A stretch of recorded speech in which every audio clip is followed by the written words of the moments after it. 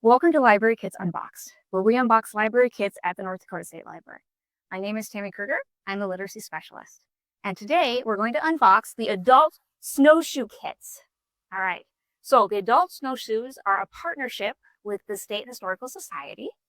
And each kit comes with a pair of shoes. So you have your rights and lefts. They actually have an R and an L on them, which is very useful.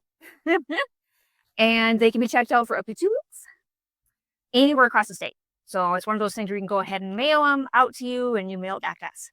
All right, so as well as the snowshoes in our kit, we also have some information about them.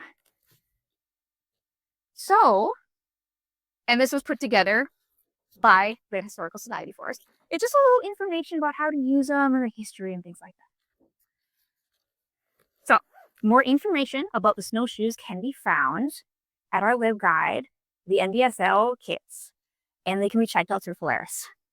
Thank you for joining us for Library Kits Unboxed. Until next time, happy learning, reading, and creating.